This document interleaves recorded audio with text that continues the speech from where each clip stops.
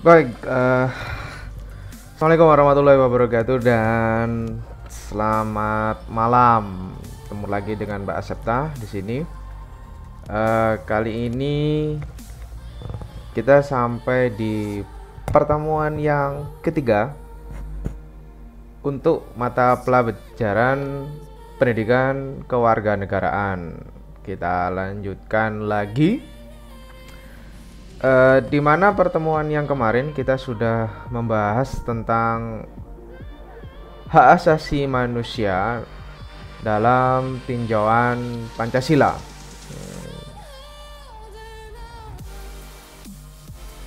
Pertemuan hari ini kita akan membahas tentang kasus pelanggaran hak asasi manusia. Nah, sebelum berbicara kasus pelanggaran hak asasi manusia, kita perlu tahu dulu penyebab pelanggaran hak asasi manusia. Yang pertama ada faktor internal. Apa itu faktor internal?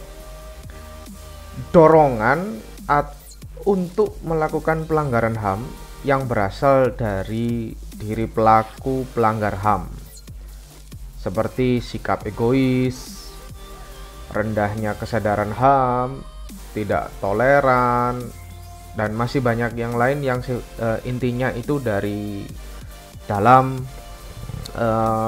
diri pribadi ya. Kemudian yang berikut itu adalah faktor eksternal. Kalau tadi internal itu dari dalam diri, kalau eksternal itu jelas faktor dari luar diri manusia yang mendorong seseorang atau sekelompok orang untuk melakukan pelanggaran HAM, seperti penyalahgunaan kekuasaan, ketidaktegasan aparat penegak hukum, penyalahgunaan teknologi, kesenjangan sosial ekonomi yang tinggi.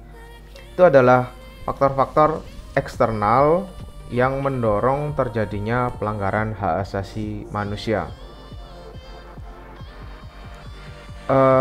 Kasus pelanggaran hak asasi manusia di Indonesia ada dua yang sifatnya itu mayor ya, force mayor atau istilahnya dicatat dalam sejarah sebagai sebuah peristiwa yang tidak bisa dilupakan. Yang pertama adalah penembakan mahasiswa Universitas Trisakti. Dalam kasus ini, 4 orang mahasiswa tewas. Mahkamah militer memvonis 2 terdakwa dengan hukuman 4 bulan penjara.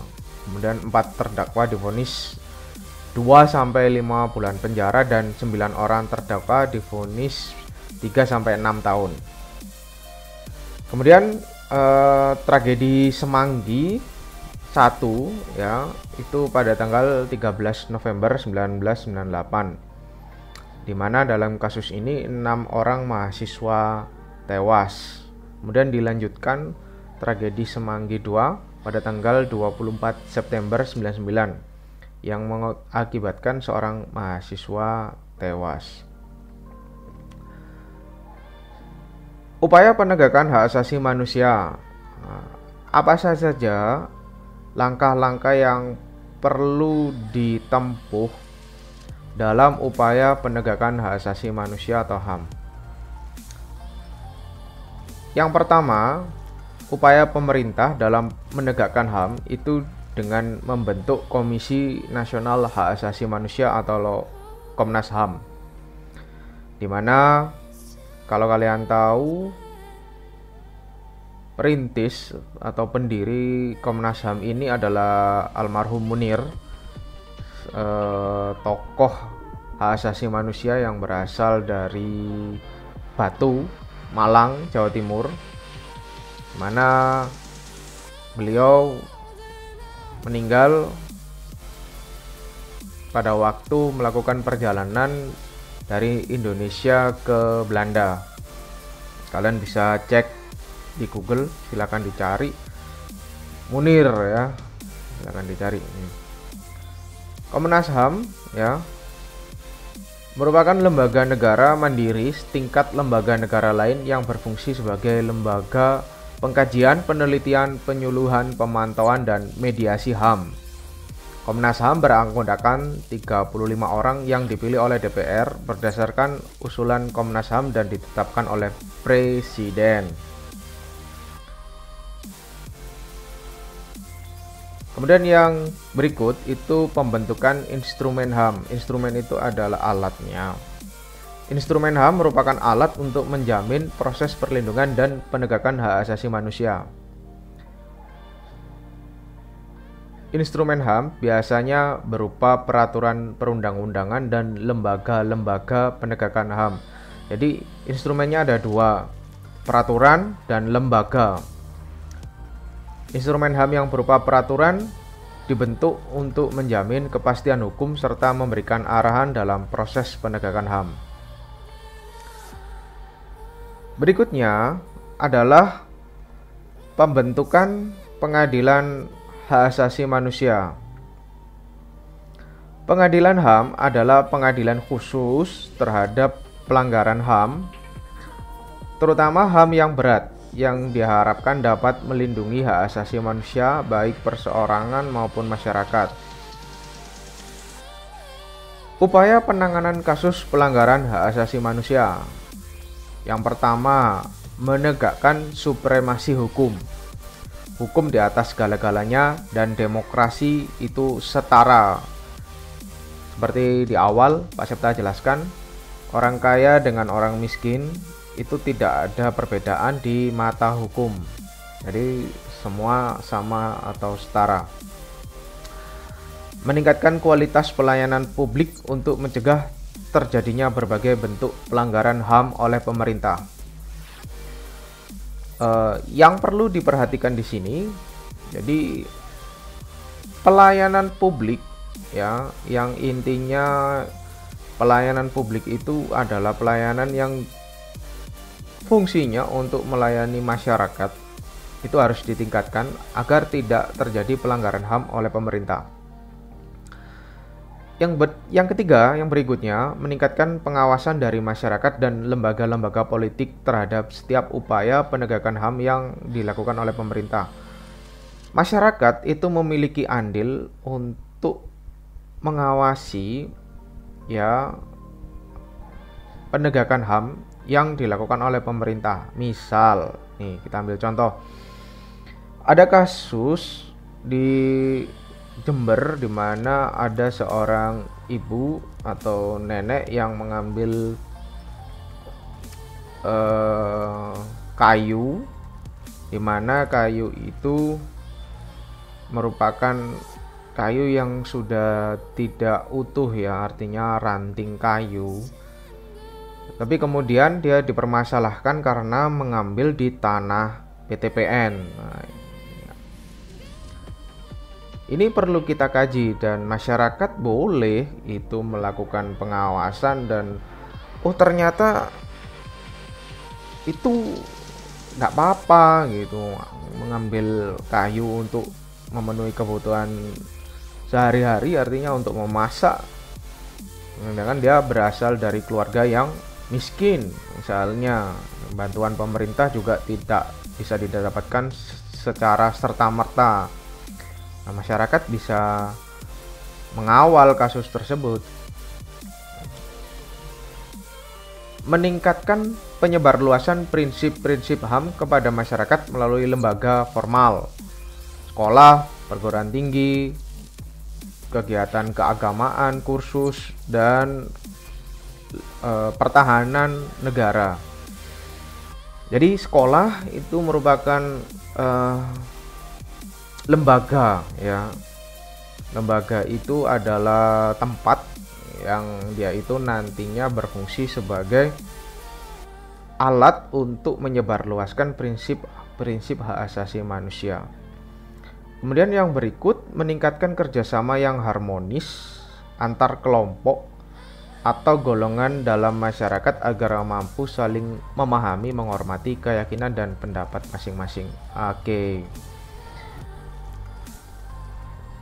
Materinya sudah selesai ya. Nah, Sebelum saya akhiri, sebelum Pak Septa akhiri, saya akan menampilkan ini faktor atau penyebab pelanggaran hak asasi manusia. Ada faktor internal dan ada faktor eksternal. Oke, agar lebih jelas dan lebih singkat, kita akan simak videonya berikut ini.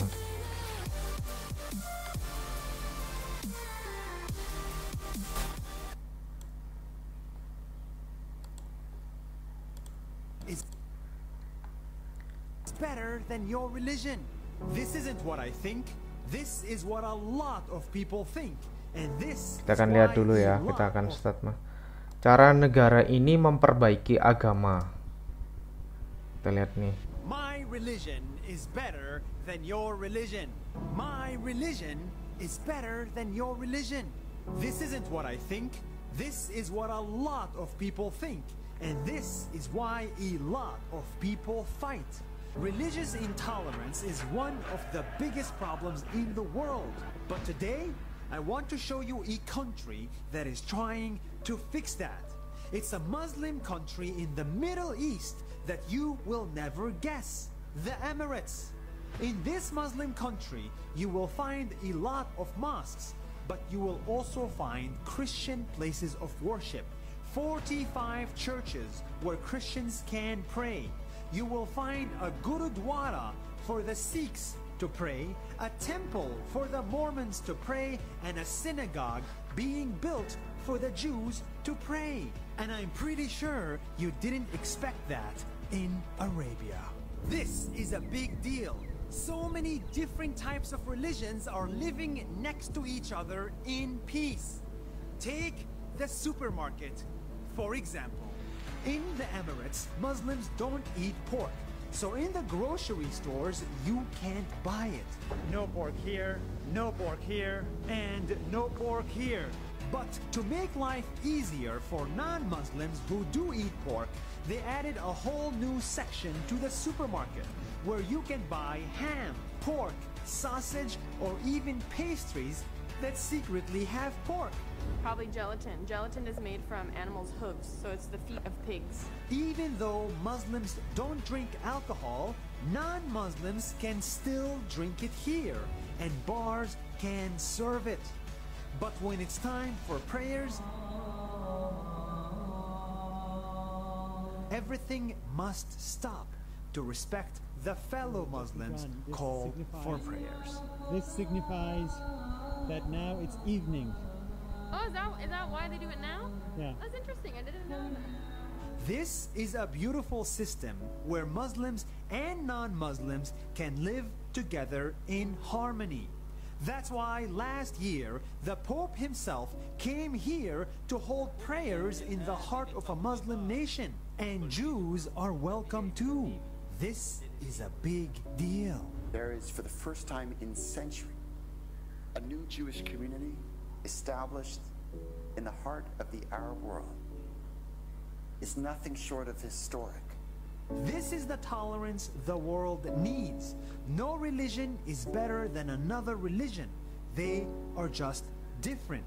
There is still a long way to go for real tolerance here in the Emirates or in the United States or anywhere in the world. We have to work a lot more for real tolerance. But for today,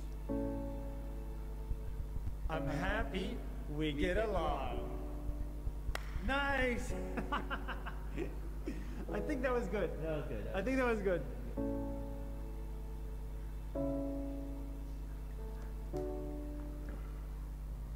Oke. Sebelum ke video yang ini, saya ingin kalian berkomentar mengenai video yang pertama tadi, ya. Silakan ditulis di kolom komentar di YouTube nanti.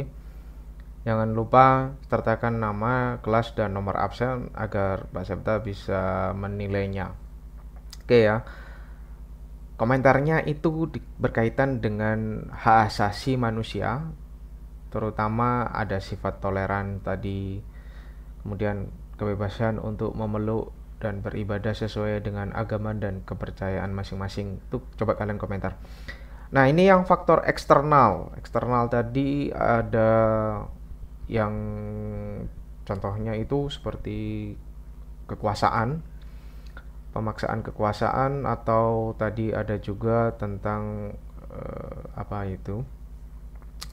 pemerintah yang sifatnya itu sangat tertutup. Nah, kita akan ke next video, negara yang paling membuat depresi. Kita simak dulu. North Korea is not a joke. It's one of the worst countries in the world. It's isolated, it's dangerous, it's strict, but above all, it's depressing. So here is my time inside North Korea. I visited North Korea by taking a 24-hour train from Beijing to the border. Here, you can only enter as part of an organized tour group. And now we have to take a train to North Korea for 24 hours. And the minute you cross the border, you enter a whole new world. Soldiers will inspect everything you own.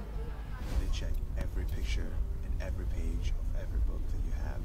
Please do not take photos. The person in military uniform. They make sure you don't carry any Bibles or Qurans or any religious texts because religion is banned. No political books, no nude magazines, no internet transmitters, and no sensitive information. Soldiers even take your phone to check which pictures you have. And it all makes sense because this country is like a prison. Inside of it, you'll see extreme poverty and extreme isolation with no freedom, no Wi-Fi, no Facebook, no access to the outside world. This place is such a close community that everything they produce is produced internally, which means there's no trade or very little trade with other nations. And no matter how much they try to hide it, North Korea is poor. On the highway, there are very few cars because people can't afford them. Oh, this is the main highway of North Korea, right here. Inside homes, there is no stable power because it keeps going out. Power went off again. Outside homes, poverty is apparent and the people are trapped inside. Say hi. Hi. What do you want to say to the camera? They have a beautiful culture, beautiful traditions, amazing sports events, circuses, and dances. They are proud people, but the problem is they don't matter. What matters in North Korea is the missile, the tank, the soldiers, the fake illusion of power. Military displays are everywhere in the country, and leaders are on every building. This is what the country chose to focus on at every cost.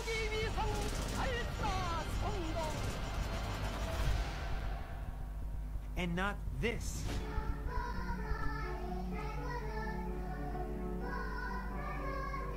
My time in North Korea only lasted 5 days, and it was orchestrated to see what the government wants you to see. And on my train out of the country, I got checked one last time by soldiers. We just got checked. Luckily, they didn't steal our videos. And as soon as we were in the clear, I cried. I cried for the people there. There is no solution for the average North Korean. Their country is and will remain a prison. One day, it may be as prosperous as its neighbor, South Korea. But that day is very far from today. See you next week. Oke, penggemar Korea, silakan berkomentar. Nanti jadikan satu saja dengan yang pertama tadi tentang religion, dan yang berikut tentang Korea Utara. Saya kira itu dulu yang bisa Pak Septa sampaikan pada pertemuan hari ini. Sampai bertemu lagi di pertemuan minggu depan, pertemuan yang keempat ya. Saya kira cukup. Saya akhiri. Selamat malam dan Assalamualaikum warahmatullahi wabarakatuh. See you.